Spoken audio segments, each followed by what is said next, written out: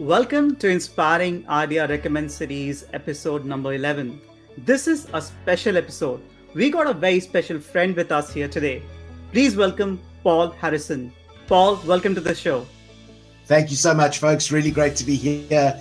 Hope I can provide some great value for your phenomenal audience. Awesome. Paul, can you give a quick introduction about yourself?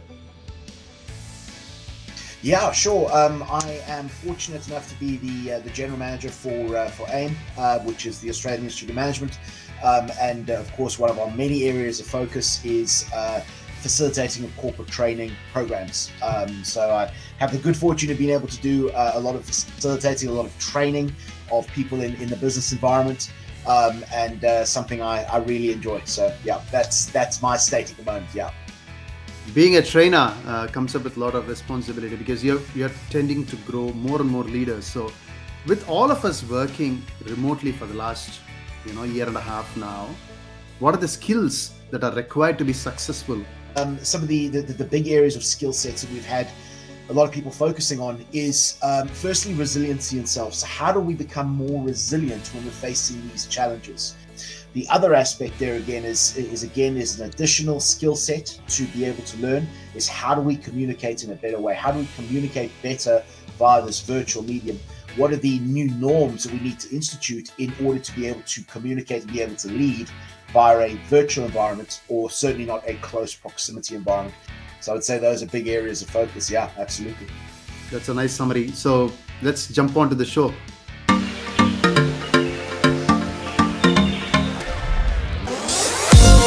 What's your first recommendation, Paul?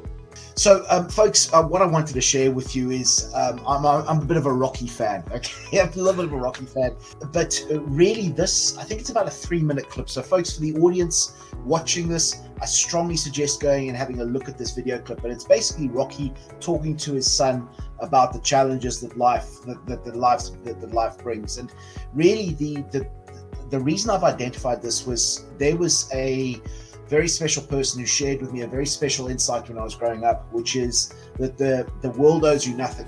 And if you have a belief that the world owes you something, or that the world's going to meet you halfway, you're going to be met with a lot of frustration. There's going to be a lot of upset. And really that understanding that it's not about that you're entitled to something, but it's that you've got to go out and give value to get something back. And I think a lot of the time when we understand that, we can approach these challenges that we face, or whether we're negotiating in business, or whether we are looking for a new role, or what is the value that I can bring here?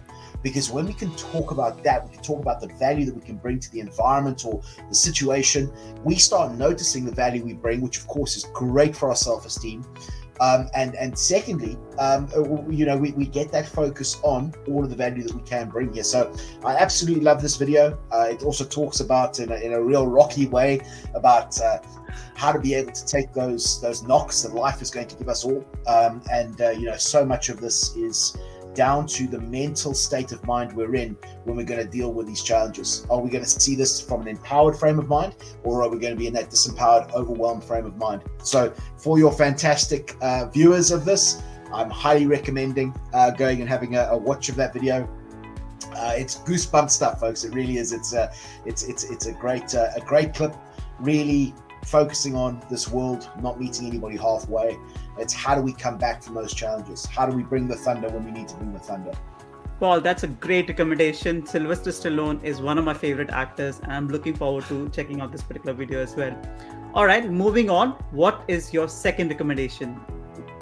Beautiful. Well, Abby, it really it ties in a little bit with some of the stuff we were saying earlier. I know we spoke briefly about sort of mindset, and a lot of people talk about mindset, but mindset is so incredibly important. And the reason for that is because that's where everything starts. The beliefs we hold about ourselves, what we're capable of doing, our approach to different things, our approach to different people, all starts with our mindset and how we perceive certain things and the meanings that we attach to certain things. Now, the second point I'm going to give is this book by Carol Dweck, and Carol Dweck's insights into something that could be explained in a very complex way, but she's really gone out and spoken about the difference between a growth mindset and a fixed mindset.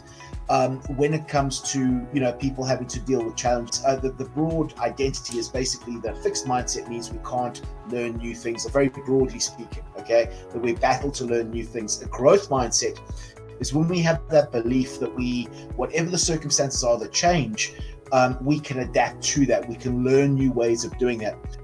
But if we believe that we have a growth mindset, then what we believe about ourselves is that we are able to adapt to a situation that we're faced with. When we have that belief about ourselves, again, as well, our self-esteem goes up, our resiliency goes up as well. If you want to get a particular outcome, you have to learn a particular skill. When you have the insights that you can learn that skill and the confidence that you can learn that skill, or go and develop the confidence to develop that skill, then you are very rarely going to be faced with a challenge that you're not going to feel prepared to go for.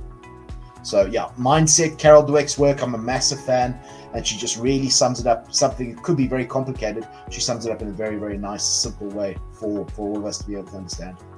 Lovely. Again, fascinated. So we have done episodes on mindsets ourselves, so we are so fascinated with Carol Dweck's formula. And coming to the last one, Paul, what's your third recommendation? The third one I've got to recommend is a fantastic book by Tony Robbins. Now, I'm sure, again, a lot of your followers, your viewers will be familiar with Tony Robbins' work.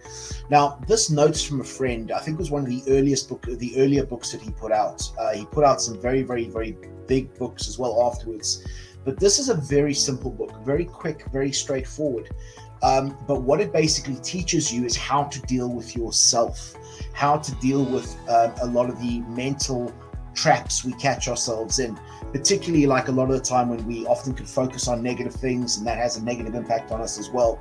It really gave me so much hope when I was going through a particularly tough time, that if I learned how to manage myself, if I learned how to manage my own thoughts, if I learned how to manage my own mindset, my own outlook on life, then that is a step in the right direction. So as far as a great value read, meaning you get a huge amount of content from a very small amount of energy or effort putting in, this book is very, very good and a very, very powerful read. So that would be my third recommendation for your viewers. Really helped me massively. Thank you so much, Paul. Great insights. Even though the episode is a little bit longer, I'm sure audiences they're going to love it for sure. Thank you so much for being with us today. My absolute pleasure, folks. Thank you so much for the opportunity, and have an absolutely fantastic week ahead. Thank you. Cheers. Stay safe, stay inspired.